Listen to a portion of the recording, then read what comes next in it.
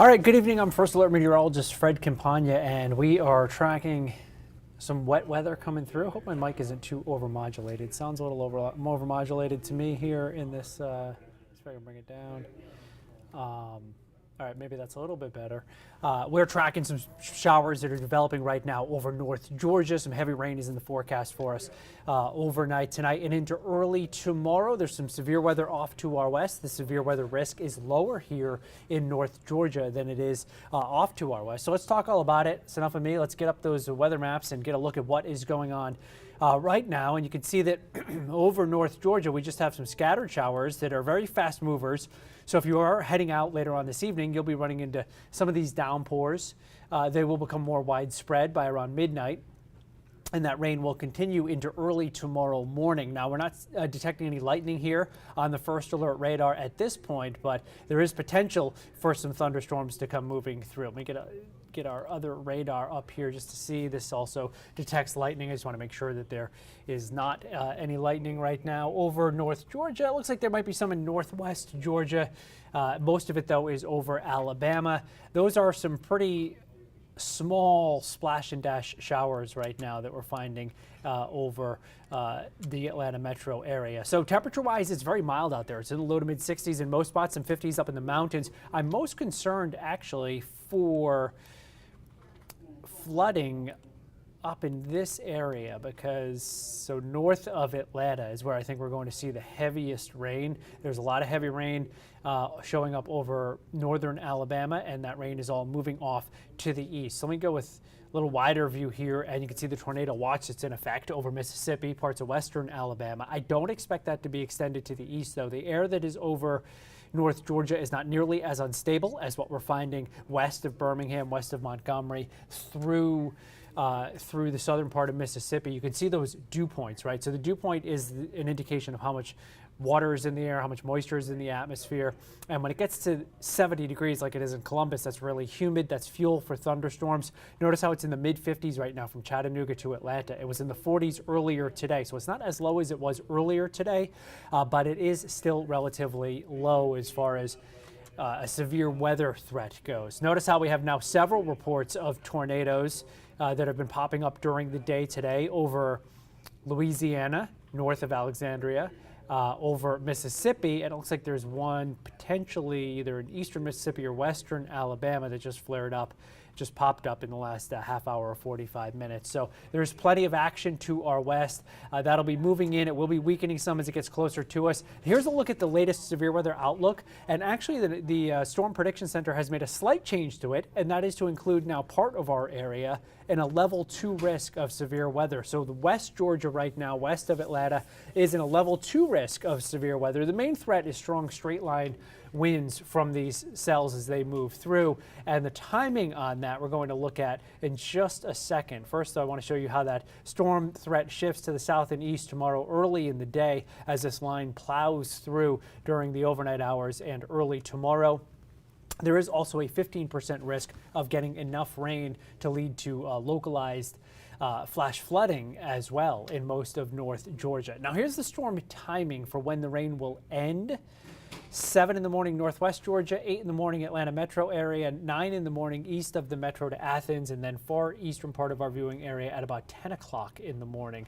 That's when we anticipate this system winding down. I want to show you some computer model information here that'll give us a good idea about when the stronger storms may arrive. So there are those hit and miss showers out there right now. Those will continue through this evening. But if you look here at about 2, 3 o'clock in the morning as you go into northwest Georgia. So I'm going to stop it right here, and I can draw on this map for you. Right in here, the leading edge of this has the best chance to produce some strong straight line winds. So northwest Georgia, 2 a.m., Atlanta metro, about 4, 5 o'clock in the morning. See that right in there? If there's a line like that that's coming through, we're likely to have some strong winds and then some very heavy rain. So anyone who's on the road early, 4 or 5, maybe even 6 o'clock in the morning, will be dealing with those downpours with the likely thunder and lightning that we'll have from that, as well as as well as the potential for some straight line damaging winds. So Trent's in here. Good evening to you. Michael and Michael are both in here watching on my Facebook page, and we've got Max in here as well.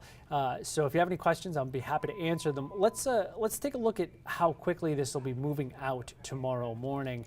Notice how it does go very quickly, at least the leading edge of it. The potential to produce some strong straight line winds is moving through East Georgia by 6, 7 o'clock in the morning. Still raining, though, in the metro at 6 a.m., and it continues to move off to the east. So by a little bit later on in the morning, I would say by about 9 o'clock or so in the morning, we should be dry, maybe even a little bit sooner than that. Yeah, a spotty shower can't be ruled out. You see that right up in here. Maybe you don't see it. I don't see it because I don't have a pause in there. Let me put a pause in, and then maybe I'll be able to show you. Watch.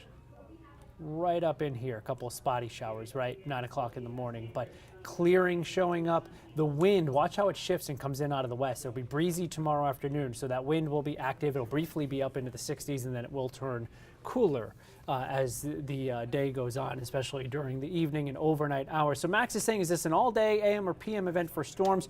Well, it's tonight and it's into early tomorrow. I just told you about when it's going to end, so you can see that there. It's tomorrow's early morning commute that will have some rain around. I think it's late tonight, 2, 3, 4, 5, 6 o'clock in the morning, that we may have some severe storms moving through, or some of the stronger storms. Now, I will say this is a computer model projection that we're looking at here, that we were just looking at, that has at times overdone the amount of severe weather that we've seen. So it's been a little too aggressive with severe storms. I talked about those dew points being in the 50s right now over North Georgia. That's not really conducive to having strong to severe storms. The air is much more humid off to our west, but I do think there is the potential, if this is an organized enough line of storms, that it could produce some isolated wind gusts over 40 miles an hour that could lead to some tree damage. So that is something that we're monitoring for as we go through the overnight hours into very early tomorrow. So after that, tomorrow afternoon looks all right. It'll be breezy. The wind will start to bring in some colder air overnight, and by early Thursday morning, this is what it's going to feel like. This is 8 o'clock Thursday morning. You can see it feeling like the 20s to around 30. So there is a brief cold shot that is in the forecast for us as we go into the end of the work week. And that's not going to last for very long. It looks like we'll be back on the mild side over the weekend. It is an unusual weather pattern that is setting up for us in early to mid-December across the country, across the northern hemisphere in general. So that's something else that we'll be monitoring. Right now, it looks like this first weekend of December will be on the mild side, warmer than normal, but also the risk of rain is increasing for us this weekend. Right now, I think it's more likely that we'll see some rain on Sunday than on Saturday, but it is possible that we get some rain on each of those days. So here is Atlanta's most accurate 7-day forecast. I've increased the rain chances to 40% on Sunday and on Monday, but I have not yet put a first alert, or the weather team hasn't put a first alert on either of those days. It's something that we're monitoring. If those rain chances increase any more, we will be issuing a first alert, especially for Sunday. Once you get up into that 50% range for seeing some showers, we think it's a good idea on a weekend to give you a heads up that there's probably going to be some wet weather around. Temperatures, though, running above normal for us as we go into early next week. So it is a pretty brief cool down that comes our way. Thursday's the coldest day, 35 in the morning, in the low to mid 50s during the afternoon. It'll be chilly again Thursday night. Nothing that we haven't already seen. We're not talking about sub-freezing or 20-something degree weather, although it'll feel like the 20s because of the breeze on Thursday morning. But a couple of chilly mornings before we're back on the into the milder air as we go into the weekend and into early next week, and those low temperatures come up. So one of the things that you probably notice when we have the weather like we've had lately is that you do save some money because you don't need AC and you don't need heat. In November, most of the month, we've been bouncing around between starting the month needing air conditioning, and then in the middle of the month, we needed to have the heat cranking just to stay warm. But when the days are like they are today, where the low temperature is in the 40s or low 50s and the high temperature is in the 60s or around 70, generally the house can stay at a pretty comfortable temperature both day and night. All right, let me pop that back up there. I'm going to go get the radar back up as well, just to give you another look at that, see if you have any questions that have popped into the chat here.